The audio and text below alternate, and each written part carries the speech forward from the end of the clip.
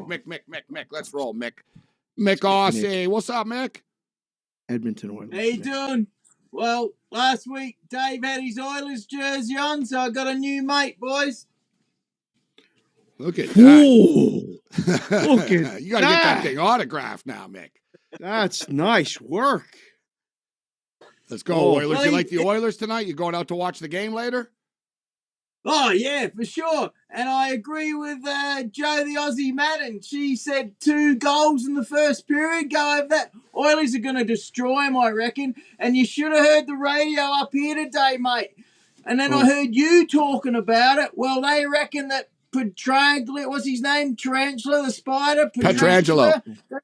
They reckon he should have got 5 games if it was a regular season game and 2 or 3 in the playoffs. And they reckon it's absolute rubbish that Nurse got 1 game because Gary Bettman's too scared. He's got to even it up and not upset Vegas. It's unbelievable, mate. They're very upset up here. George Peros is the head of discipline, Dave, and he lives in Vegas, right? And on his Twitter account says George Peros Las Vegas. So people are like, look, how the hell he lives in Vegas, sir? I know people in Edmonton are crazy. Hey, I wouldn't have suspended him. He got a 5-minute penalty. It was a slash. It is what it is. And I also wouldn't have suspended Nurse. I don't think either of them should have been suspended personally. Either of them. But, Mick, I want to say, and Dave, you're going to like this. We've got a video, Mick.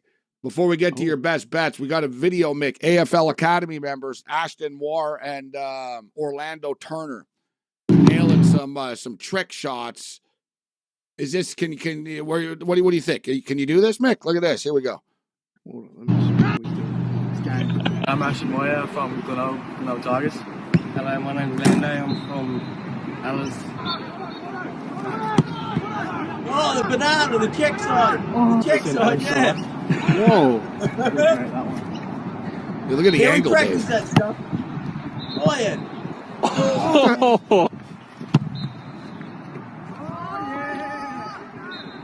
Right foot, drop one. That's why all these Aussies are taking over as NFL punters. Look at this. Oh, get it. Wow.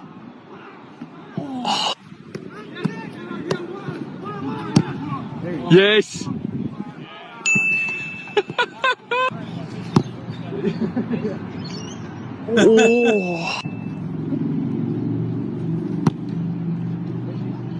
Man, NFL kickers got to watch these guys, right? I'd replace them with these guys. Seriously, what is that? Dave, look at this. Look at that. Look at Mick. That's some great angles. Those are some great drop kicks. Can you do that from that angle, from that far? Yeah, well, that's what you do. You turn the ball, so I'm a lefty, so you turn the ball and you kick it there and it spins that way. And when you're on the boundary line, absolutely, you can curve it in like a boomerang, and we practice that all the time. And then a lot of these young Aussie kids need to practice more because there's too many points kicked in the AFL by some of these guys. I used to practice at lunchtime, mate. I'm designing on the computer and there's oval around the corner. I'd go out and kick goals at lunchtime because there's a big difference. 6 points for a goal, you're a hero. 1 point for a point, you're a fool. Mick, can you do that with an NFL football? Like, that's, Gabe, you're right. Like, if you could figure out why does that curve so much? Is it not as pumped up as a regular, like, NFL football? Well, Dave, there really are. Dave, off the top, we can look up the number. Remember, it used to just be Darren Bennett, a guy in the Chargers in the old days. And Mick used to interview him and stuff. He was like one of the first Australians in the NFL. He was the punter. Watch an NCAA college football Saturday on TV. You'll probably hear, here's the punter from Australia, like 22 times, like in 3 hours. Every punter's from Australia now. Look at these kids. Oh, okay. They don't even need to know football. It's like, look at this kid. He can punt the ball 70 yards without knowing how to do it. It's like, boof. It's real easy. And the kid goes to America, dates a bunch of hot girls. It's a good deal. What school Mick would have went to? You could. What school would Mick been to? You're like a West Virginia Mountaineer.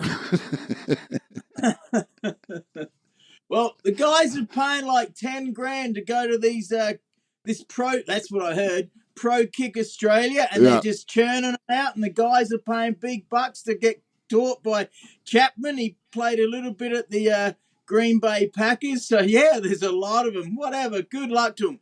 but the end of the Aussie ball is not as sharp. So the NFL ball, it kind of hurts a bit because it's sharper, but you can still do the end over end. Absolutely. As you see now in the NFL, they're all doing it for accuracy. We've talked about this. All right, let's get to it, Mick. We got a couple of minutes. Sydney, the Sydney Swans, the dreaded Sydney Swans, the team that's the most disliked team on this program, actually. F the Swans. They're playing the Dockers tonight. See, look at these pretty boys, Dave. I told you, they're surfers, these guys, Sydney Swans. Look at this guy's on the left there. I see Dubsy every time I see this. I just get angry. I don't want to see this. It's terrible. Fremantle Dockers. What's the pick, Mick? What are your best bets? What do you think of this game? First game up tonight. Oh, you're a bit harsh on the Swans. They're a young team that made the grand final last year, but they've got injuries and they're not going too well. So they've got to get a move on. I'm liking the Swans to win, but I'm giving the Dockers a chance, absolutely. So the Swans in my moneyline multi for sure. Dockers might push them, though. Be careful. It's in Sydney. Home field, always they should win. No, I know we're being a little hard on Sydney, but they cost us money that night, and I'm just really not forgiving them. Twice. And you know what? I think the Fremantle Dockers plus 20.5 are actually the play, personally. All right, North Melbourne, the Kangaroos, the Roos against the Power. Fight the Power, Port Adelaide. Port Adelaide minus 30.5. What do you like, Mick? We got about 2 minutes. What are your best bets this week in the AFL? Yeah, take the Power to win. Oh, the Roos might cover, but it's down there in Tasmania. Take the Demons and probably to win well on the minus. Take the Lions to win. They hardly ever lose at home up there in Brisbane, but the Bombers are a big chance. So take the Bombers on the plus. The Dogs and the Blues is a toss-up. I went for the Dogs only because I don't like the Blues, but that's a real toss-up game. Keep away from that one. The Crows at home should get it done at minus 7.5. Or the Saints might cover that. That's a tough one. And the Magpies should win as well, but they don't often win big. So the Giants might cover in the last game of round 9. I'm just thinking about some poor bastard tuning in for the first time, Dave, trying to write this down. You one of my bets. They might win. They might not cover. Like, yeah. Show them the sheet. I mean, it's got the sheet, the power sheet. We should market the Mick Power Sheets for Australia. You ready, Mick? NFL schedule release? You ready for your Denver Donkeys going to be better this year? Oh, boy. Now you've... Well, that was the most boring draft ever if you're a Broncos fan. I mean, I watched it, of course, but that's terrible. Let's hope Sean Payton gets them moving. But, yeah, it was a rough draft for us Broncos fans. Well, you didn't have any picks. You got Russell Wilson. Yeah, that's your guy. All right, Mick. Go Oilers. Let's get it done tonight. Get it done, Oil. All right. And a cricket pick. I got the Giants and the Kings in the IPL. Take them to win and a moneyline multi. The Giants Who to win? And the Kings. IPL, Indian cricket. You escaped.